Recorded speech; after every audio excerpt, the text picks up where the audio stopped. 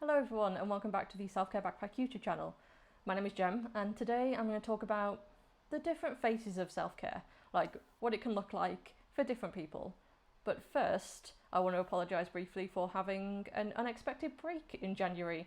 There was a lot of headaches happening for me literally in January. I suffer from chronic migraines and there was a storm coming in. Details, doesn't matter, the point is, apologise for taking an impromptu break. I am back now and I am confident about the meds I'm on because I am 12 days migraine free as of day of recording, which is excellent for me. So, apologies, I'm back now. Let's get going. Actually, let me jump into the disclaimer first, then we'll start the video proper. So, my name is Jem, as I said. I am the founder of Selfcare Backpack, which is a site where you can get a bunch of resources and tools and tips and videos and talks and now coaching, which I will mention later on, all to do with self-care and well-being and mental health. I am not a trained professional. I have no mental health, therapeutic or psychological training. Everything I talk about, everything that I recommend, all my tools and tips are things that I have done myself or things that I use myself. So they work for me, they may not work for you. If you do want some professional guidance, there is a link in the description to a page on the Selfcare Backpack website. There's a whole list of professional resources for various things and for various demographics of people. So please feel free to check that out. And remember, I am a lady talking into my camera. Take what serves and leave the rest. So let's jump into the video. So February I'm talking about the different ways self-care can be and the different phases of self-care, how it can look. And part of the reason I decided on, there's a couple of reasons I decided on this theme. The first one was I joined TikTok. I am at Care Backpack on TikTok as well. And there's a bunch of really good mental health and self-care stuff out there, but there's also a lot of bubble baths and bath bombs and skincare and all that stuff. And I'm not saying that isn't self-care, because it absolutely is. It's not always self-care for everyone, and I worry or wonder if the prevailing image of self-care, which is, treating yourself, baths, yoga, all that kind of stuff, first of all, it's not really a true reflection of self-care. Like, even if those things are part of your self-care, it's not going to be all of your self-care, or rather, I don't think that should be seen as all of your self-care. And also, would it put people off from thinking about self-care and engaging with self-care if they're not into those things? Like, I am not into baths, really. I am a shower girl. So I don't really connect with that side of self-care, but I connect with other sides of self-care. So that's kind of why I wanted to do it. There's been a bunch of people on my various social media feeds who have been recently diagnosed with ADHD, and they've been talking about different ways of coping and like the practice of things as opposed to how things look. And that's something that I'm really into. Like, self-care isn't always pretty, it isn't always like Instagram worthy, but the practice of it is worth it if it works for you. And so that kind of all came together at the same time for me to pick this theme of, let's talk about self-care and the not so pretty side of it, the ugly side, the boring side, the difficult side. So yeah, I'm going to start with defining self-care. So self-care can be defined as any deliberate action you take to look after or preserve, contribute to your emotional, physical or mental health. That is it. So there is a list, there's a website that I'll link in the description that looks at different organisations' definition of self-care, like historically as well, so how those definitions have evolved. So it does like the World Health Organization, the NHS over here. I think it does, I can't remember what the other organisations are, but it takes them from all over. And you can see how they've evolved. So they involve things like community self-care, so looking after yourself as part of a community and working with a community to look after yourself, things like that. The things that kind of are present in all definitions is that while it's vague, it is looking after yourself. And yeah, all of them are really vague. And I think there's a couple of things we can pull out of these definitions, things that I've been talking about a lot recently in a talk that I've put together called Self-Care When Everything's Terrible. that have really resonated with people that people haven't really thought about. So those things are, firstly, nowhere in the description does it tell you what self-care is specifically, because self-care is going to be different for everyone.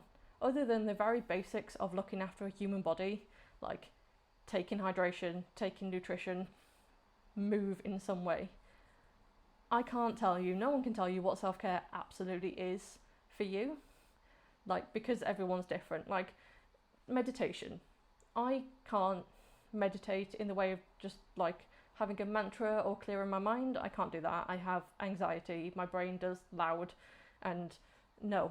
But what I can do is do meditative, I'm hoping that's a word, actions. So actions that are, or activities that are meditation-like.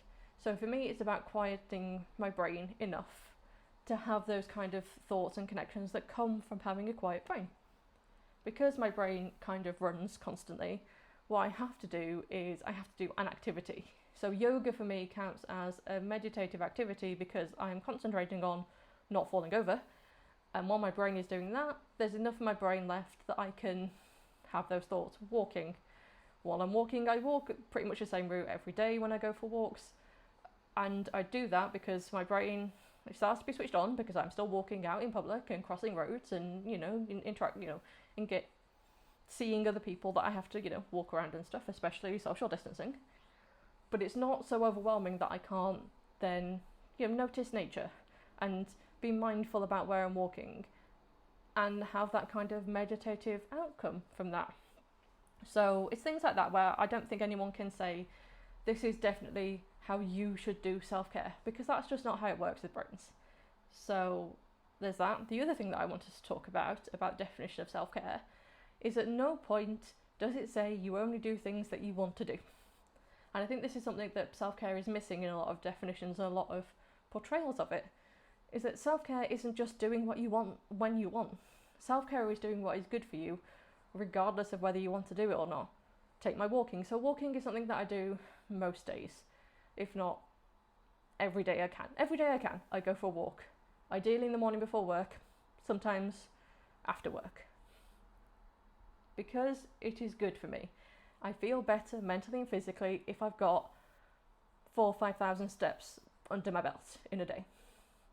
Do I want to do it in winter when it is cold and rainy and snowy? No, I do not. I want to stay in bed or have another cup of tea.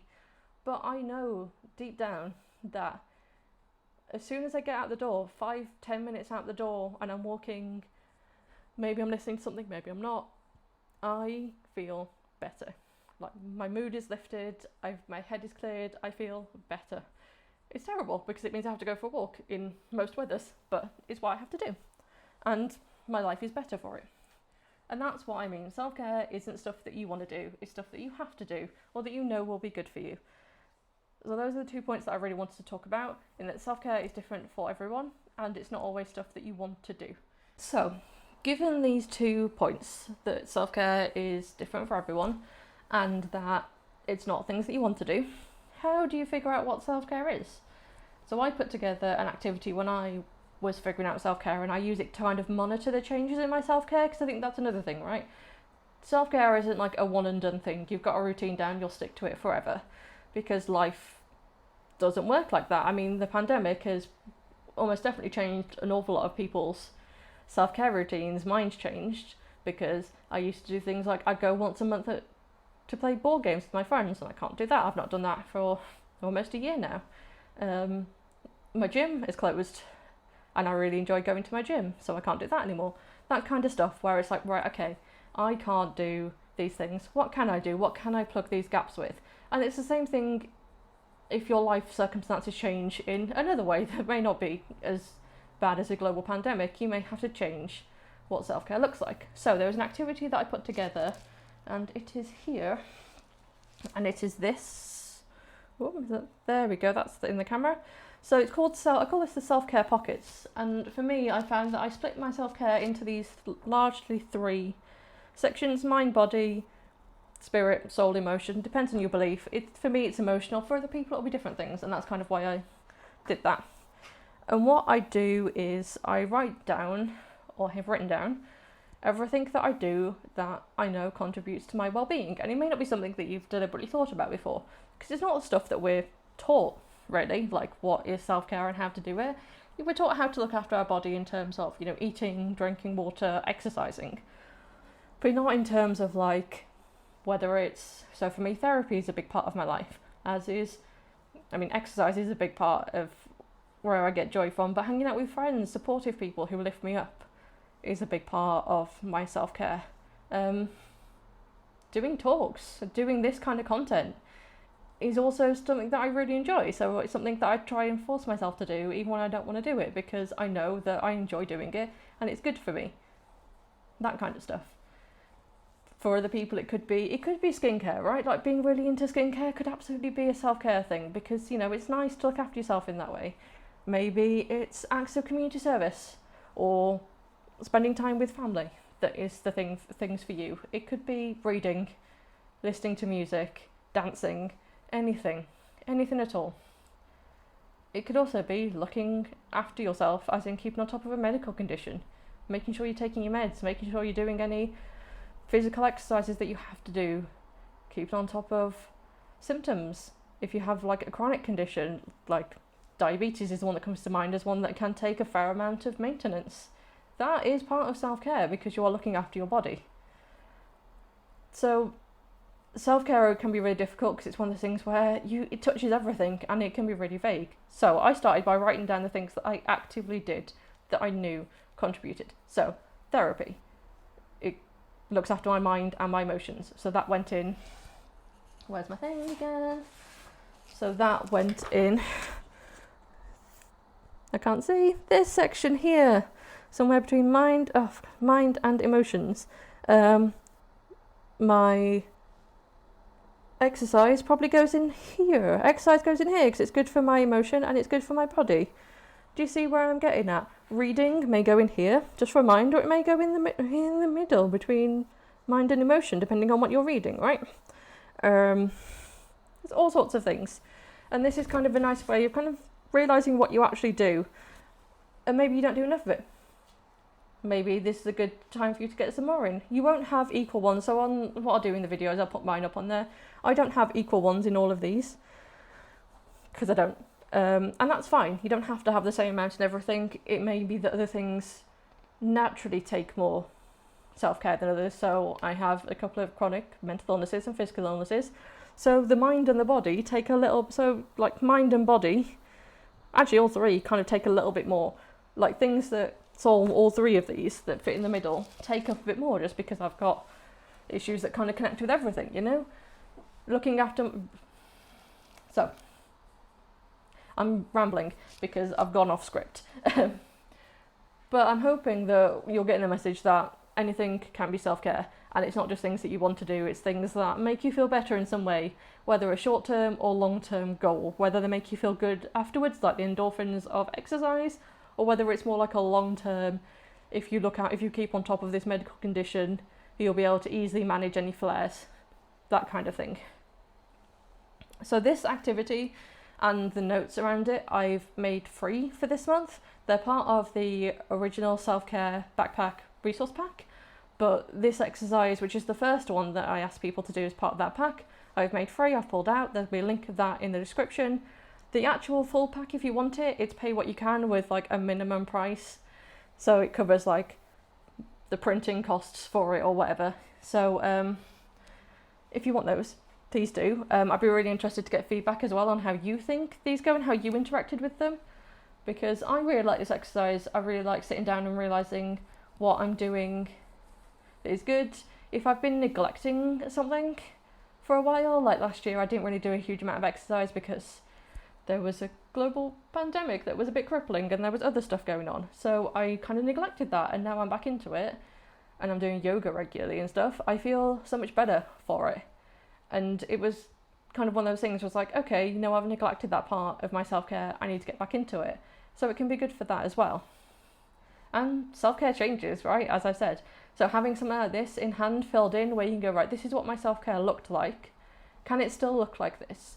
Do I need to plug in some gaps or replace activities with something else? maybe look at what you've done over the pandemic and go, actually, are there some of these activities that I want to carry forward indefinitely because you had to do them because of the pandemic, but suddenly, they've made your life better. You're better for doing them. And it may be that it continues to be better after the pandemic if you carry on doing it. What I wanted to put out in this video is the idea that self-care is yours and it should work for you. And if the things that you see on social media or the suggestions that you get from people don't work, then you can find other things that can work. It's ridiculous that it's this much work, and I know that if you have a lot of chronic conditions, you may not have the energy to go through things, which is why I listed a whole bunch of examples, and I keep listing examples because I want to give people ideas and things that they can look at, because I know that sometimes you don't have the time, energy or space to try a million different things, or the money to try a million different things and hope that one sticks. So I'm hoping that if you get anything out of this video, it is self-care works for you and is whatever you need it to be. It's not whatever you want it to be though, and that is a big definition that I think gets lost. Treating yourself is absolutely fine, but treats are meant to be like, I don't want to say irregular, but they're not like all the time, otherwise there won't be a treat, it would just be life. Do you know what I mean? And in between those treats, self-care can still continue on, ticking over, making sure you're all good, keeping everything flowing. So I'm going to wrap this video up here. I do want to talk very briefly about self-care coaching, so I'm going to do a full video about this, but I'll probably just put it out as an extra one because I don't want to have a full video of me just advertising myself in the schedule. That feels weird. But while I was away, I did put together a self-care coaching package, which you can now buy on the Selfcare Backpack website. So link is in the description, as always. And what it is it's me and you, if you choose to, working together to figure out what self-care means for you and how you can fit it into your life. It's not me telling you what to do, because as I said, I can't tell you what self-care can look like, but it's asking questions as a third party, an outside third party, that can ask open questions and try to tease out some answers and try to empower you to take control of your self-care and to carve out that time that you need. Like, it can be really hard, especially at the moment, to feel like you have the time to do self-care, or even that you deserve the time to do self-care with so much other stuff that you've got to do, especially if you're doing things like homeschooling and things like that. So I want to try as much as I can to empower you to take even like 2 minutes a day. If that's all you can do, what can we do in those 2 minutes that mean you get something for you? It's going to be I'll be there to provide support and accountability, and I will offer advice if we feel that that's useful, but it's not primarily me telling you what to do and what to try. It is us figuring out what you should do together with you leading on it. You can book a 30-minute call with me for free. There is a link in the description to my Calendly, and then you pay for further sessions if we want to go with that. If you have any questions at all, please do send me a message or comment and I'll answer them. As I said, I'll do a full video about it later. There are also more details on the website, which there is the link below. Follow me on the social things if you haven't already. I said I'm now on TikTok, so that's a thing, down with the kids or something. Do all the YouTubey things, like, subscribe, comment. I would love to hear your thoughts about self-care and what self-care looks like for you. And that's it. So I'm going to wrap this up now, and I will see you in a couple of weeks. Bye!